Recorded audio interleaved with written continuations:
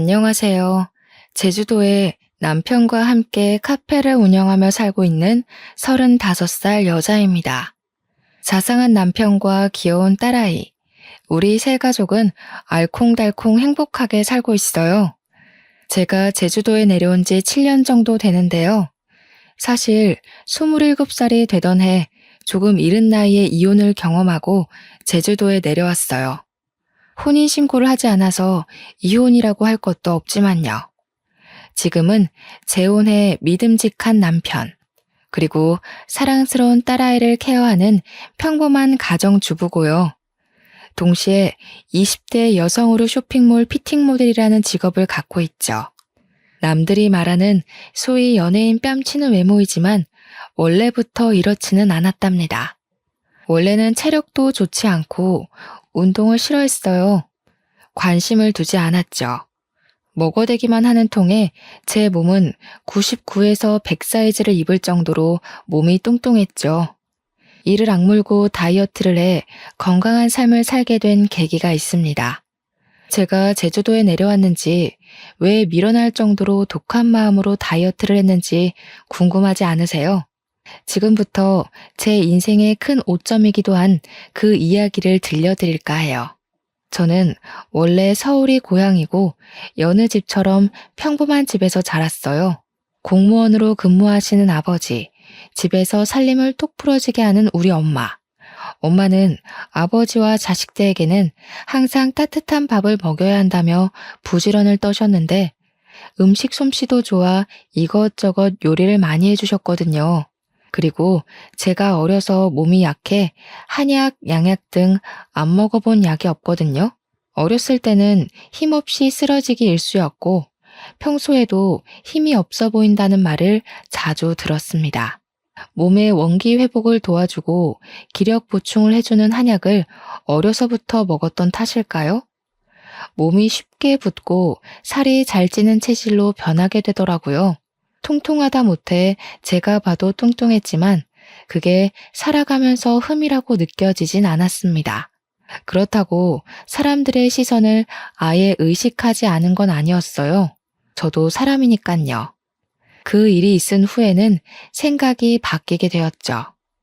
시간이 흐르고 대학을 졸업하고 사회생활 목전을 앞둔 어느 날이었어요. 엄마와 장을 보러 동네 마트를 다녀오던 길에 저는 극심한 복통에 시달리게 되었습니다. 엄마는 서둘러 119에 전화를 하셨고 그 길로 응급실로 갔죠. 이런 통증이 있었을 텐데 이걸 어떻게 참았습니까? 엑스레이나 초음파상으로 볼 땐 담석증과 급성 충수염이 의심되네요. 조금만 늦었어도 복막염으로 응급수술할 뻔했네요. 수술을 하는 게 좋을 것 같습니다. 네? 한 번도 아픈 적은 없었어요. 그동안 이런 적이 없었는데 오늘 갑자기 너무 아팠는걸요. 다른 이상은 없는 건가요? 큰 문제는 아니죠. 그대로 둬봤자 좋을 것도 없고 2가지 경우가 한 번에 올 수는 있지만 초음파로 봤을 때 이 정도면 큰 편이에요. 아주 심각한 건 아니지만 어차피 수술해야 됩니다. 우선 진통제 놔드릴 테니 조금 버텨보시고 내일 아침에 다시 봅시다.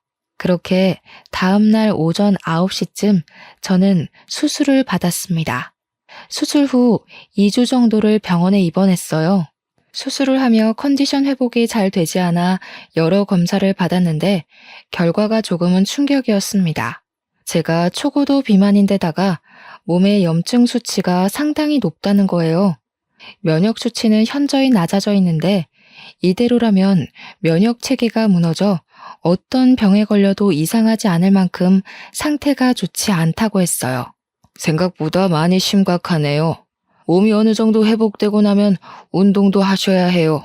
비만이 결코 좋은 것은 아닙니다. 여기서 더 심해지면 비만 질환으로 병원에서 살아야 할 수도 있어요. 약 처방해 드릴 테니 꾸준히 복용하시고 힘드셔도 운동하는 습관을 기르세요. 제가 뚱뚱한 건 이미 모두가 아는 사실이었지만 그렇게 심각한 상태인 줄 몰랐거든요. 저는 상당한 쪽팔림과 충격을 받았습니다. 퇴원 후 처방받은 약, 그리고 식이요법과 운동으로 15kg 정도를 어렵사리 감량했어요. 정말 운동을 싫어했지만 죽지는 말아야지 하는 생각에 이악 물고 버텼거든요. 날씬까지는 아니지만 남들이 말하는 통통한 몸을 갖게 됐죠. 그렇게 조금씩 건강관리를 하며 회사에 취직도 했습니다. 사회생활을 하다 보니 정말 예쁘고 몸매가 좋은 여자들이 많았어요. 딱 붙는 옷, 직장을 다니며 누구나 한 번쯤은 꿈꿔본 정장핏, 모델 같은 사람들, 44에서 55 사이즈의 적당한 굴곡을 가진 몸매는 저에겐 그림의 떡이었습니다. 매번 옷을 살 때면 빅사이즈로 사야 해서 여러 사이트를 찾아보고 겨우 몸에 맞는 옷을 구매할 수 있었죠. 점점 자존감을 잃어갈 때쯤 운동을 취미로 삼아보자 생각해 회사 내 등산 동아리에 가입했어요. 격한 운동을 싫어하고 약간의 두려움이 있었거든요. 하지만 등산은 조용히 잘할 수 있을 것 같았어요. 회사 일로 지친 몸을 상쾌한 공기를 마시며 힐링할 수 있기도 하고 운동도 하고요. 등산 동아리에 가입한 이후에도 저만 덩치가 커 보이는 것 같은 느낌을 받았습니다. 딱 붙는 옷, 색색의 예쁜 등산복을 입지 못한다는 사실에 우울감만 더 커져가고 있었거든요. 등산을 하다가 맨 뒤에서 처져도 동아리 회원들이 잘 챙겨주었는데 점점 지쳤는지 관심받게 날 무렵 마케팅팀의 한 직원이 저를 위로해 주더라고요. 그게 바로 전 남편이었습니다. 저에게 물을 건네며 힘들지 않냐며 같이 올라가지 않겠냐고 손도 잡아주고요. 그것을 계기로 연락처를 주고받아 점심시간에 같이 식사도 하고 커피도 마시며 가까워졌어요. 제가 평소에 건강관리를 하고 있는데 운동이 너무 어렵다며 고민을 이야기했죠. 그때 고맙게도 전 남편은 용기를 북돋아주고 싶다며 운동을 해보고 싶으면 적극적으로 도와주겠다고 했어요. 그렇게 퇴근 후 같이 헬스장을 끊어 한두 시간씩 같이 운동도 했고요. 더욱 사이는 가까워졌고 저희는 연인 사이로 발전하게 됐죠. 남편은 키도 훤칠하고 수려하게 생긴 외모에 정장이 잘 어울린다는 말 그대로 엄친아 스타일이었습니다. 회사에서도 여직원들이 수도 없이 대시를 할 정도로 인기 있는 남자였거든요. 저와 사귀고 나서도 저의 못생긴 외모나 저희를 쳐다보는 주변의 시선 따위는 의식하지 않았고요.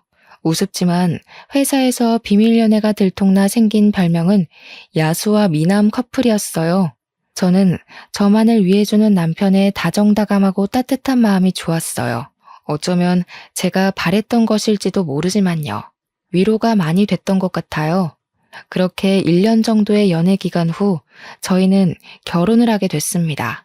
시아버지는 몇 년 전에 돌아가셔서 시어머니 혼자 살고 계셨는데 저를 탐탁지 않아 하셨어요.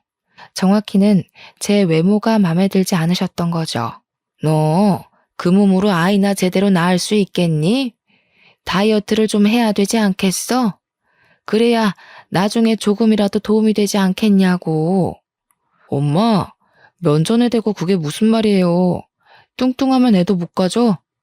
열심히 운동하고 우리끼리 알아서 할 테니 신경 끄세요. 그렇게 말하는 것도 스트레스야. 스트레스 받으면 더 힘들잖아. 그러니 그만해요. 남편이 그런 게 뭐가 중요하냐며 우리끼리 알아서 하겠다고 중간에서 채비를 해주었어요. 서로 난감한 상황이었지만 남편 덕분에 무사히 모면할 수 있었죠. 결혼식을 올린 뒤 회사 근처 오피스텔에 살았는데요. 어느 정도 돈을 모아 대출을 껴 작은 평수의 아파트를 마련하게 됐습니다. 제 친구들과 남편의 직장 동료들을 불러 집들이를 하기로 했죠. 맛있는 음식을 먹으며 분위기가 무르익다 보니 술이 모자랐어요. 저는 잠시 집 앞 마트에 다녀온다고 하고 옷가지를 챙겨 나갔죠. 지갑을 두고 와 다시 집으로 올라갔는데 현관 앞에서 그대로 멈출 수밖에 없었어요. 술이 조금 들어간 상태고 늦은 시간이어서 제 친구들은 먼저 집으로 갔고요. 남아있는 남편 친구들이 대화를 하는데 화가 나기보다는 비참한 기분이 들었거든요. 야, 도영아, 이제 좀 솔직해져봐. 재수씨도 없고 우리끼리 있는데 너 마음에도 없는 결혼하고 지금 이 생활 만족하냐? 솔직히 재수씨 착한 거 빼면 볼 거 없잖아. 뭘 보고 결혼했어? 맞아. 너 지은이한테 거하게 차이고 나서 복수하고 싶어서 결혼한 거 모를 줄 알아? 그리고 솔직히 지금 애도 없는데 마음도 없으면 온전하겠냐고. 요즘에 이혼이 흠도 아니고 할 수 있을 때 하는 게 좋다고 본다 나는. 야, 너희들은 무슨 말을 그렇게 하냐? 그래도 미정이 심성이 착하고 고운 애야. 외모가 뭐가 중요해? 잘 살면 그만인데. 그리고 여기서 지은이 얘기가 왜 나오냐? 조심 좀 해. 말 나온 김에 조금 더 솔직해져 봐. 너 솔직히 지은이 아직도 못 잊고 있잖아. 아직도 연락하고 지내는 거 다 알아. 준규가 그러더라 임마. 결혼한 놈이 전 여자친구한테 미련 남아서 연락하는데 보기 좀 그렇다고. 그래, 그건 애들 말이 맞아. 결혼한 놈이 다른 여자랑 연락하는 게 말이 돼? 더군다나 그 여자가 전 여친이면 더더욱 안 되지. 너 재수 씨한테 미안해서라도 그러면 안 되는 거야. 정리를 하긴 해야지. 지은이를 정리하던 재수 씨를 정리하던 그건 너의 몫이니까. 저는 남편과 친구들이 하는 이야기를 듣고 당장이라도 소리를 치고 싶었습니다. 하지만 제 꼴이 우스워 보일까 눈물이 나오려던 걸 꾹 참았죠. 아무런 내색도 하지 않으며 지갑을 두고 왔다며 황급히 자리를 빠져나왔죠. 집에서 조금 떨어진 공원에 앉아 펑펑 울다 겨우 마음을 진정시켰고요. 저 지금까지 살아오면서 제가 뚱뚱한 건 알았지만 그것 때문에 상처받은 일은 없었거든요. 하지만 이번에는 정말 비참하고 제 자신이 초라하게 느껴지더라고요. 아무렇지 않은 척하느라 힘들었지만 어쨌든 술을 사들고 다시 집으로 들어갔답니다. 며칠 뒤 집들이가 끝나고 아직도 전 여자친구를 못 잊고 있나 하는 생각에 저는 하루라도 편히 잠을 잔 날이 없었어요. 이 사람이 결혼을 정말 후회하고 있나 하는 생각에 걱정도 되고 불안했거든요. 꿈을 꾸면서도 전 여자친구를 생각하는 것 아닌가 싶었고 이대로는 안 되겠다 싶었어요. 그래서 저는 남편이 잠든 틈을 타 휴대폰을 확인하게 되었죠. 평소 휴대폰을 잠그지 않아 휴대폰을 살펴보는 게 어렵지는 않았습니다. 전화 기록과 메시지를 살펴보는데 전 여자친구와 주고받은 연락이 그대로 있는 게 아니겠어요? 지은아, 내가 다 잘못했어. 한 번만 만나서 다 이야기할게. 내가 너한테 복수하고 싶다는 생각에 홧김에한 결혼이라는 거 알잖아.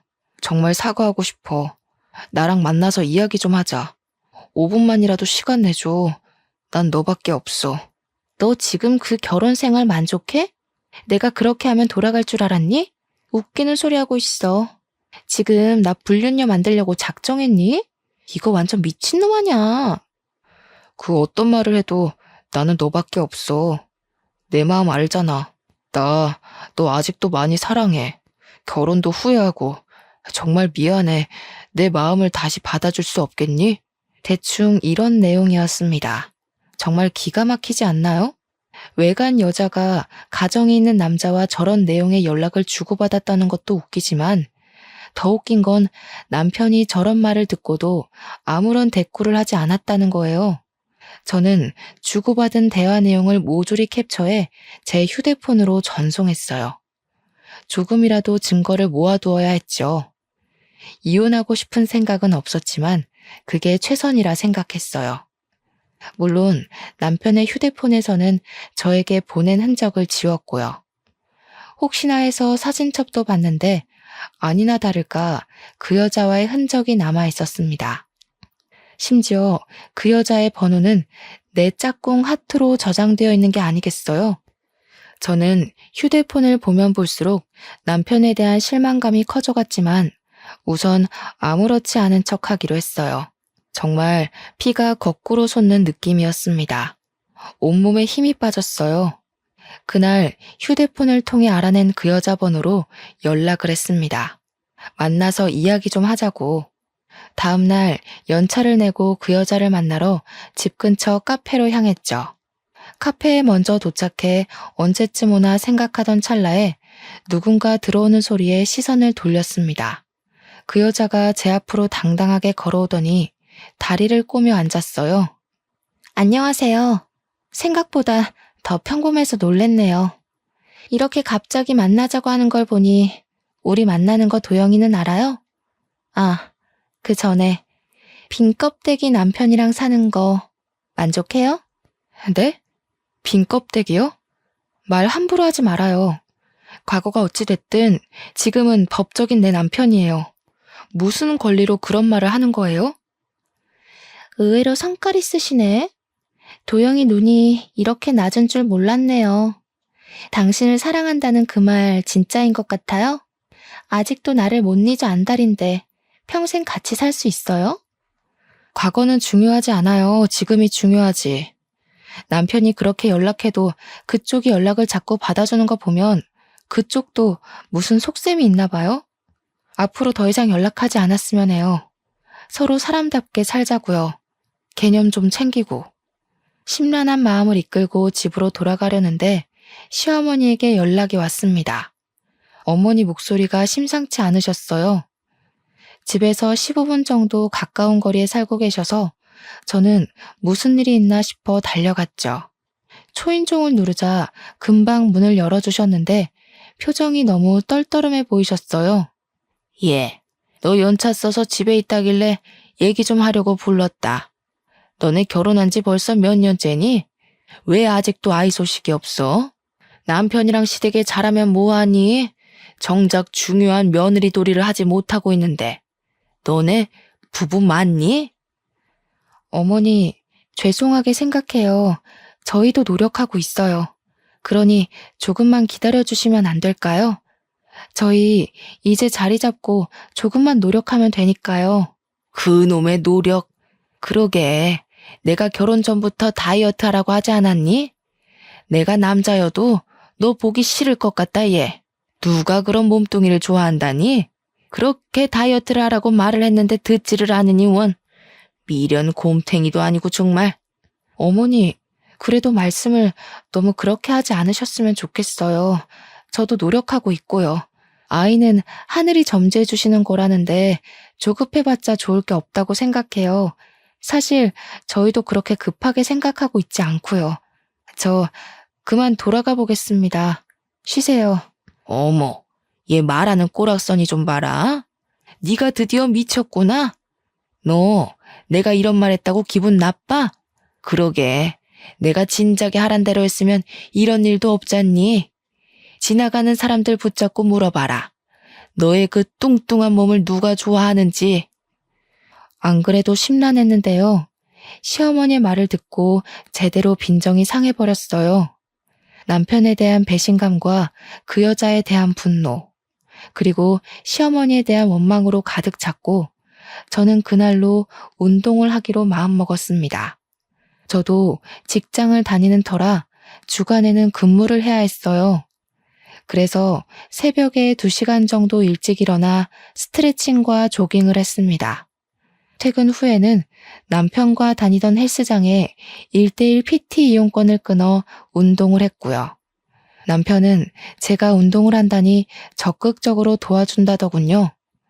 거절할 이유가 없던 저는 건강관리를 한다는 명목하에 다이어트 한약과 온갖 영양제를 몸에 쏟아붓기 시작했어요.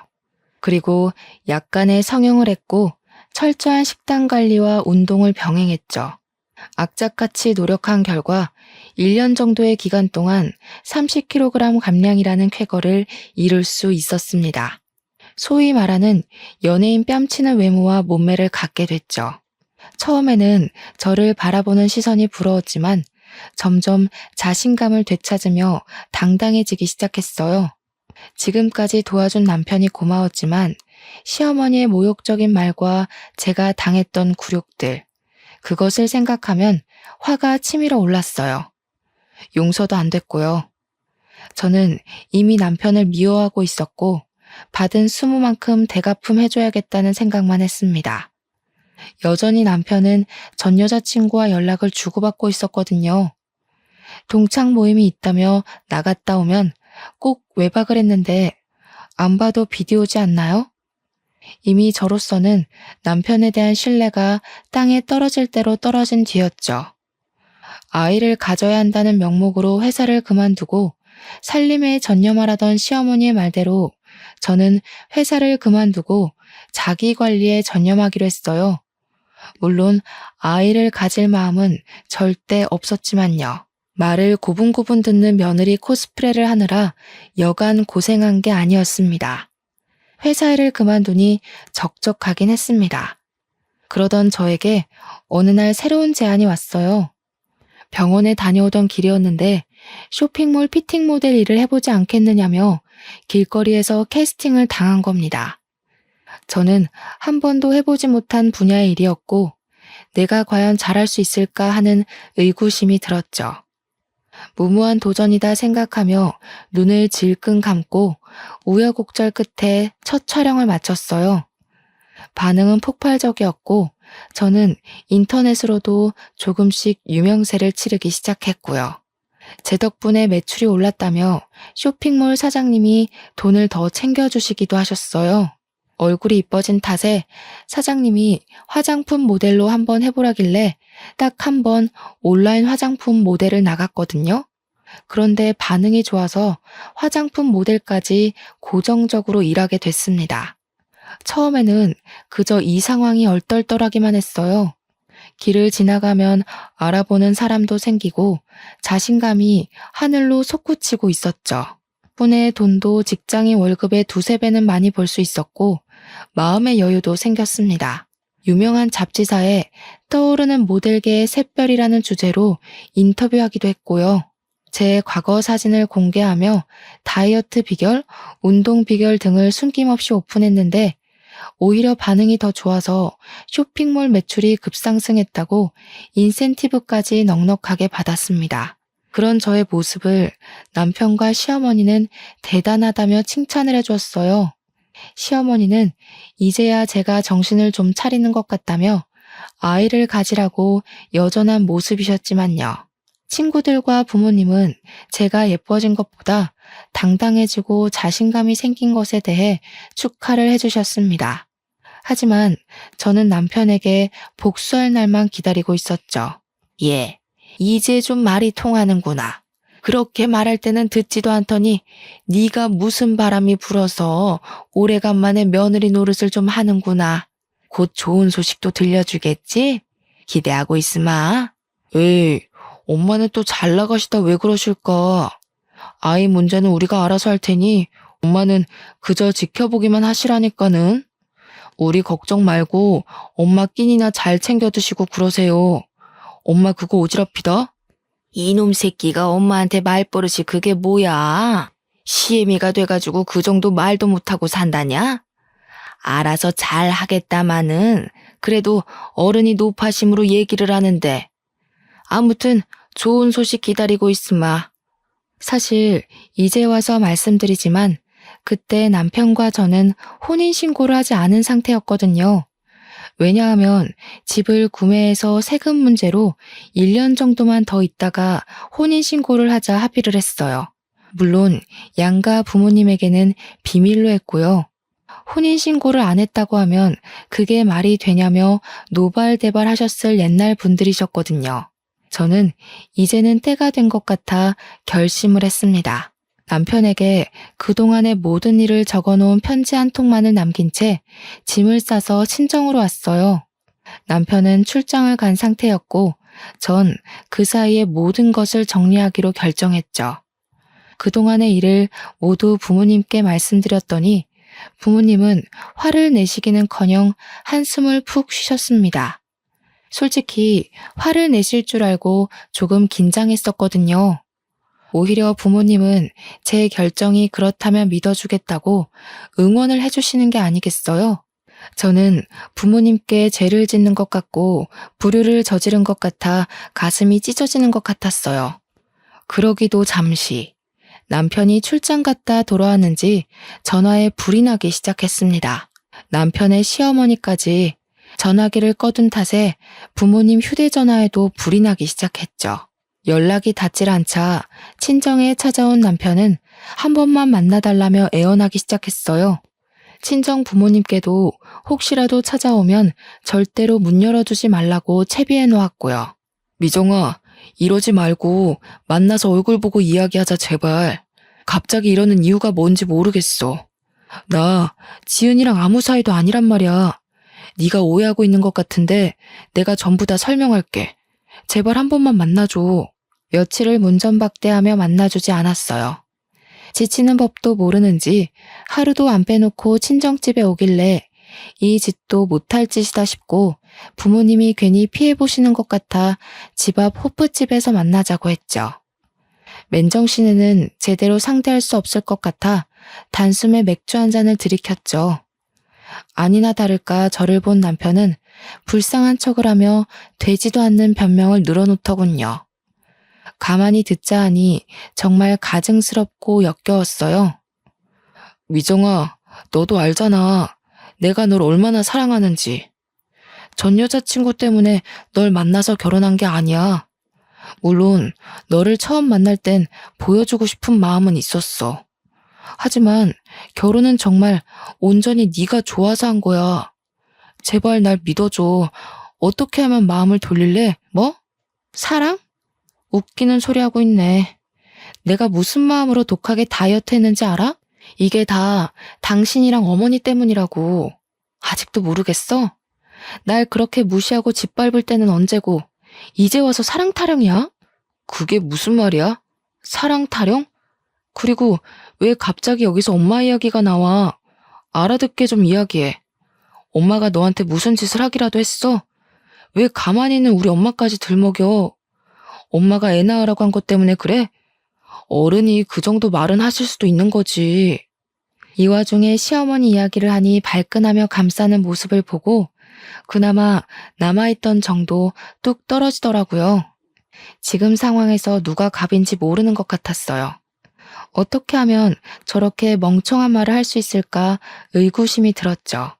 저 같으면 무조건 미안하다고 싹싹 빌었을 건데 자기 엄마 편을 들고 앉아있는 꼴이라니 더 이상 말할 가치가 없었습니다. 도영씨, 아직 정신 덜 차렸구나. 나랑 결혼 생활하면서 그 여자한테 찝쩍거린 건 뭔데? 지금까지 연락 주고받는 거 내가 모를 줄 알았어? 내가 바보니? 너 집들이 하던 날 친구들이 하는 소리 듣고 가만히 있더라? 내가 그때 얼마나 비참했는지 알아? 네가 알기나 하냐고. 아니 그게 아니라 미정아, 내가 이렇게 빌게. 나 한 번만 봐주라. 솔직히 결혼 전엔 네가 못생겨서 정이 안 생겼어. 그건 인정해. 그런데 결혼하고 네가 환골탈태한 모습을 보니 생각이 달라지더라고. 이건 어쩔 수 없는 남자의 본능이야. 그러니 이해해 줄 수 없겠어? 본능? 본능 같은 소리 하고 있네.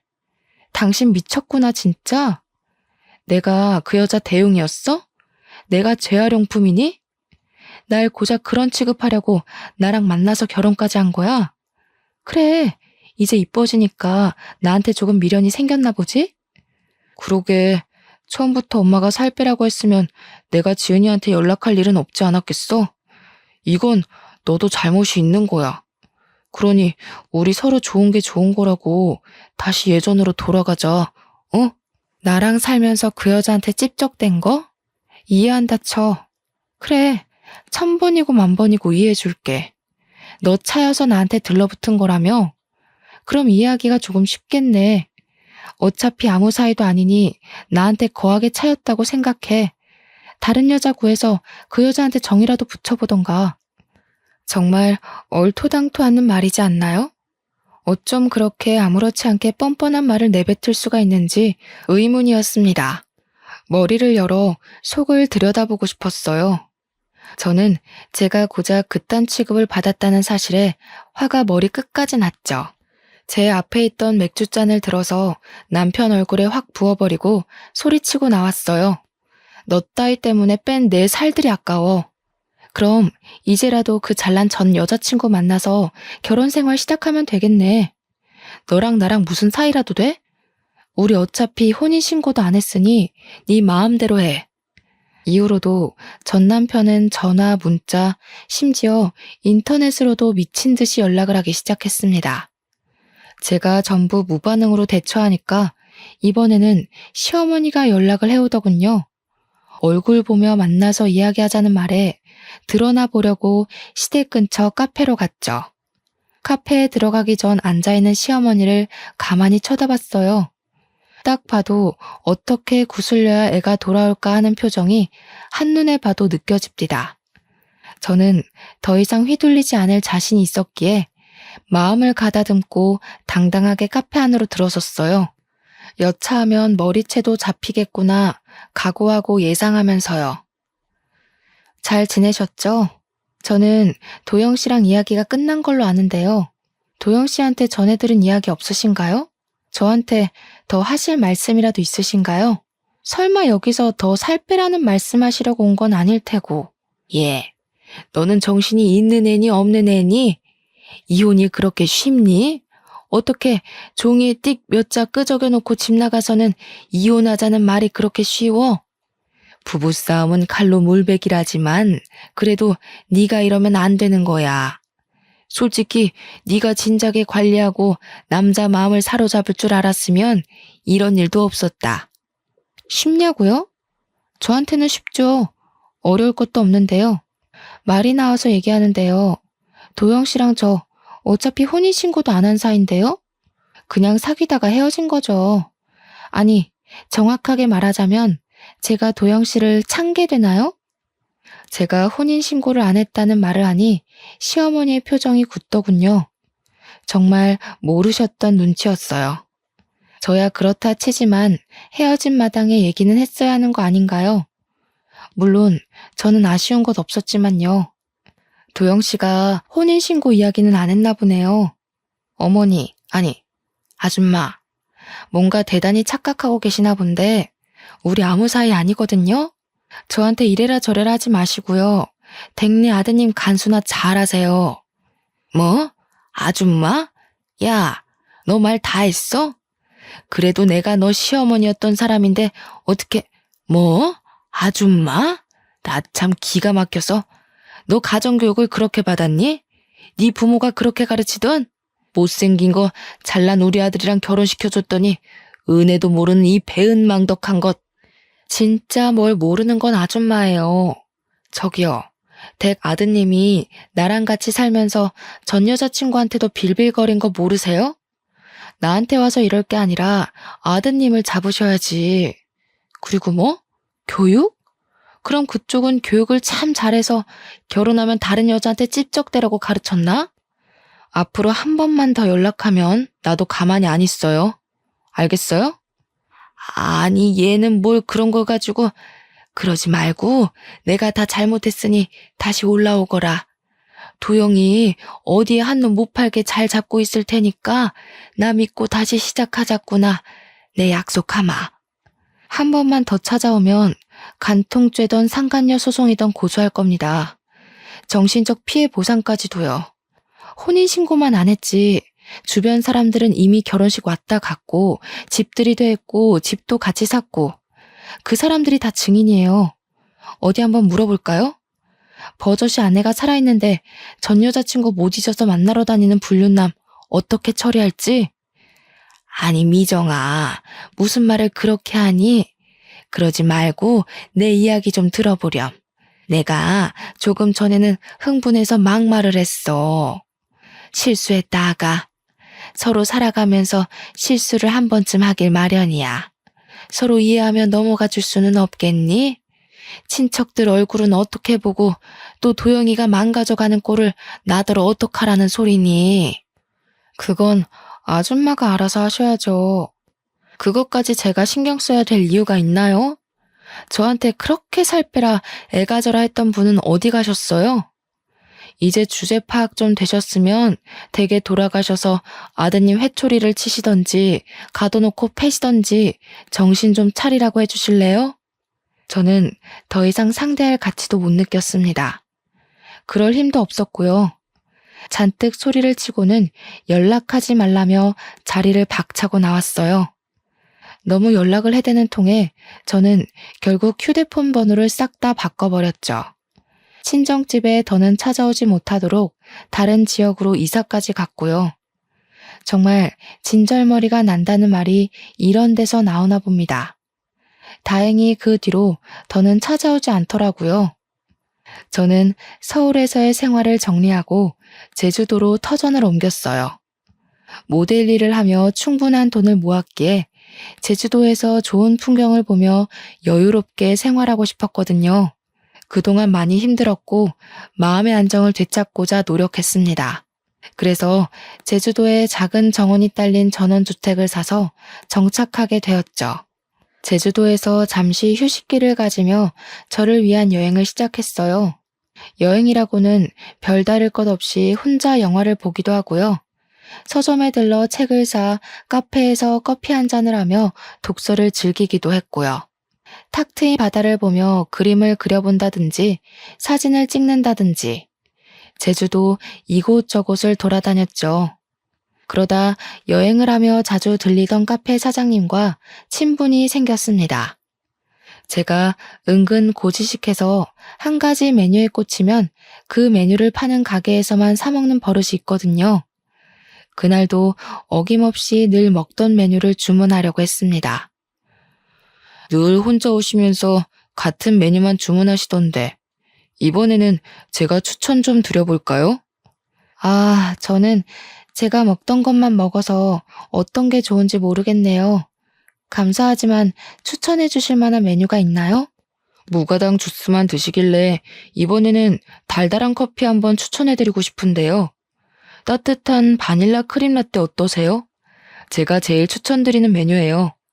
그 일을 계기로 카페에 자주 방문하며 사장님과 많은 이야기를 하게 됐습니다. 나이는 저보다 5살 많았고 원래 제주도가 고향인 사람이었습니다. 대화를 하다 보니 이야기를 경청해 주시는 모습이 마음이 참 따뜻한 사람인 걸 느꼈어요. 저에게 제주 생활을 하며 불편한 것이 있으면 얼마든지 터놓고 이야기하라고 해주셨고 실제로도 많이 챙겨주셨죠. 카페에 자주 방문하며 사장님과 많은 이야기를 나누게 되었는데요. 알고 보니 사장님은 저와 비슷한 아픔을 가지고 있더라고요. 그래서 그런지 저에게는 사장님이 더욱 공감과 위로가 되는 존재로 다가왔습니다. 저는 제주도에서 생활하며 여전히 모델 일을 꾸준히 하고 있었는데요. 어느 날 한 해외 잡지사에서 저를 인터뷰하고 싶다며 제의가 들어온 게 아니겠어요? 남들도 다 알만한 유명한 대형 잡지사라 저는 잔뜩 긴장한 채 인터뷰에 응했고요. 원래부터 모델 일을 했던 게 아니고 전문적으로 배워본 적도 없는 터라 많이 긴장했죠.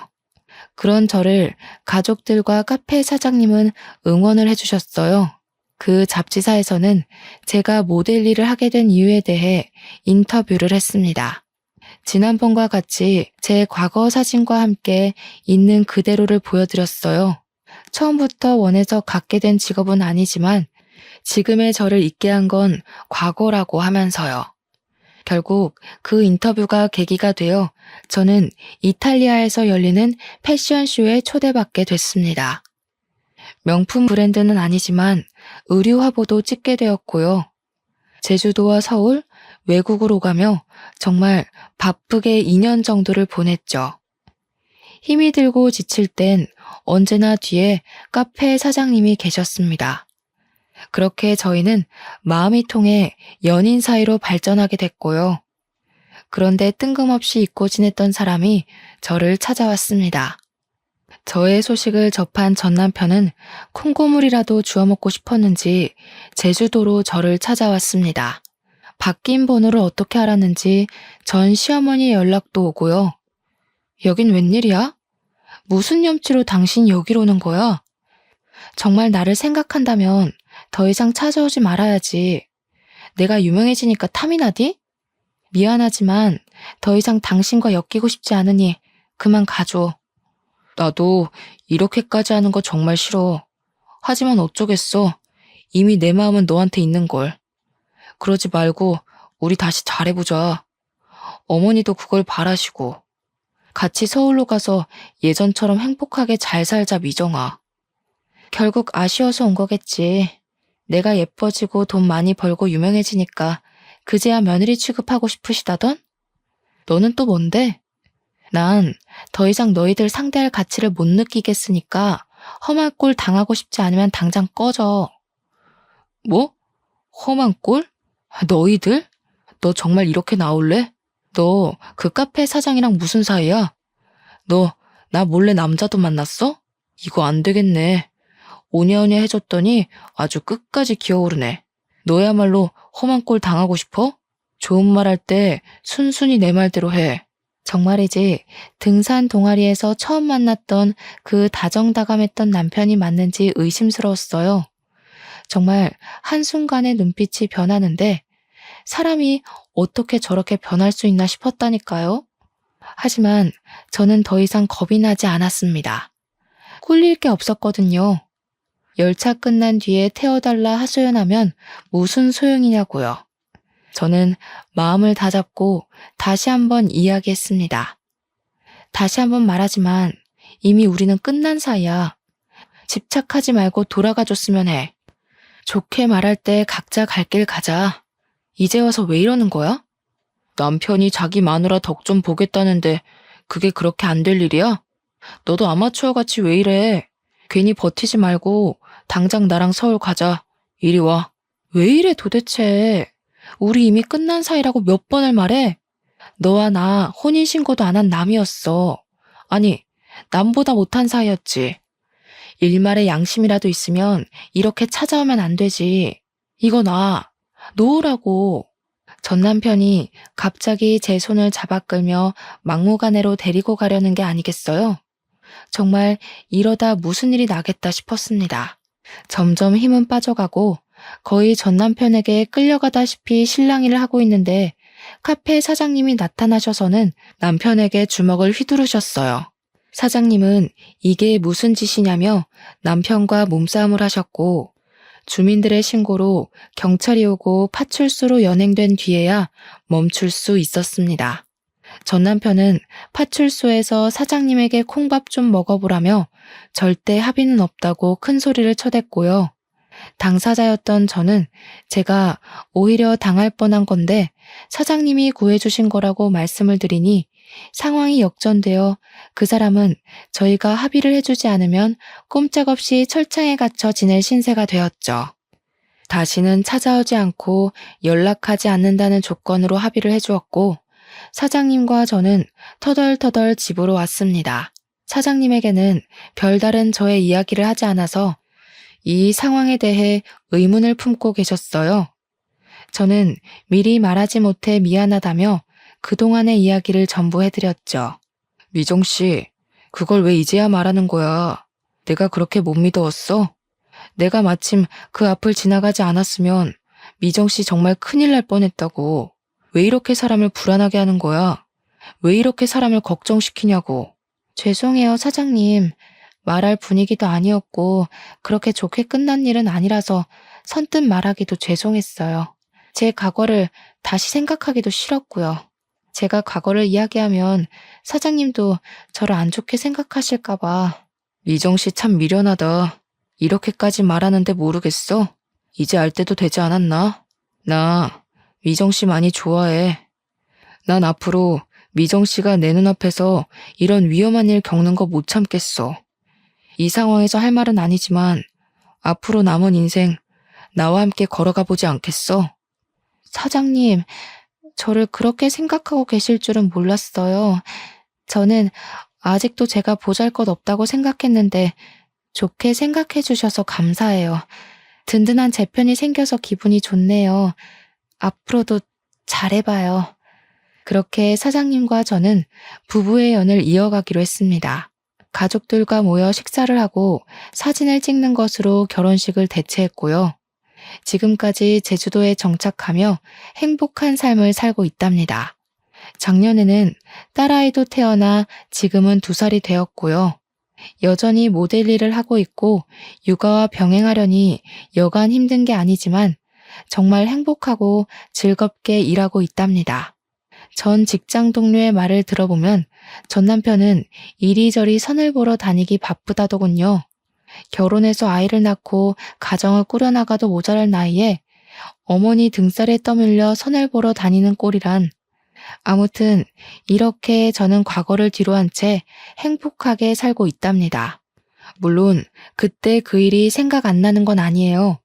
그것도 어떻게 보면 제 인생의 일부이기도 하니깐요. 그런 말이 있죠. 겉모습만 보고 판단하지 말라고. 세상을 살아가는 데 있어 정말 중요한 건 외형적인 모습이 아니라 그 사람의 내면인 것 같아요. 외모로 기준을 잡고 살아가다 보면 드넓은 세상에서 과연 무엇을 얻을 수 있을까요? 아름다운 외모를 가지고 있으면 누구나 그 외모를 사랑할 수 있지만 어떤 사람을 내 곁에 두느냐는 내 성격과 마음으로 결정하는 거라고 생각해요. 여러분도 사람의 겉모습만 보고 판단하지 마시고 그 사람의 깊은 내면을 들여다볼 수 있도록 조금만 노력하시면 이 세상 그 무엇보다 소중한 인연을 만나실 수 있으실 겁니다. 외모가 어떻든 간에 당신은 존재 자체만으로도 특별하고 사랑받는 사람이라는 걸 기억해 주세요. 저의 긴 사연을 읽어주셔서 감사드리고 행복한 일만 가득하셨으면 좋겠어요.